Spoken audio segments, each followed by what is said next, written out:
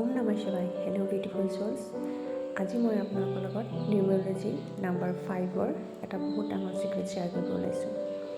Number 5 যিসকলৰ জন্মৰ তাৰিখ 5, 14, 23 তেওঁলোক কিন্তু ডাবল ফেচেছ হয়। ডাবল ফেচ কেলৈ কৈছোঁ, তেওঁলোকৰ এটা ঘৰত বেলেগ ৰূপ আৰু ঘৰৰ বাহিৰত এটা সদায় বেলেগ ৰূপ থাকে। তেওঁলোকে শিশুসকলৰ লগত একেবাৰে শিশু হৈ পৰে, ধেমালি কৰি ভাল পায়। তেওঁলোকে এটা বেবীয়ে যেনেকৈ ট্ৰিট কৰে মানুহৰ লগত, সেই নাম্বাৰ 5ৰ মানুহেও সেই তেনেকৈ সেই বেবীটোৰ লগত ট্ৰিট কৰে, যাৰ কাৰণে সিহঁত অতি শীঘ্ৰে সকলোৰে ফ্ৰেণ্ড হৈ পৰে। নিজৰ ফ্ৰেণ্ডছৰ লগত কেনেকৈ মেইনটেইন কৰিব লাগে সেইখিনিও ভালদৰে জানে। ডাঙৰক কেনেকৈ ৱেল বিহেভ কৰিব লাগে সেইখিনিও তেওঁলোকে ভালদৰে জানে।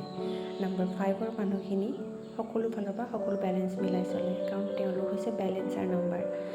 নাম্বাৰ 5টো হৈছে বহুত লাকি, কিন্তু তেওঁলোকৰ এটা বহুত বেয়া হেবিট আছে, যিটো হৈছে তেওঁলোক বহুত বেছি এলেহুৱা হৈ পৰে। এলাহৰো কাৰণ আছে, তেওঁলোক এলেহুৱাও হয়, কিন্তু বেলেঞ্চ কিন্তু তেওঁলোকে খুব সুন্দৰভাৱে মিলাই যাব পাৰে। সেইকাৰণে নাম্বাৰ 5এ য'ত যেনেকৈ যায় সেই ৰূপটো তেওঁলোকে ধাৰণ কৰিব পাৰে। সেইকাৰণে তেওঁলোকক কেতিয়াবা কেতিয়াবা ডাবল ফেচেছ বুলি কোৱা হয়। থেংক ইউ, বহুত বহুত ধন্যবাদ মোৰ এই অডিঅ'টো শুনাৰ বাবে। আগলৈ এনেকৈ মোক ছাপোৰ্ট কৰি থাকিব। Thank U. ওম নমঃ শিৱায়।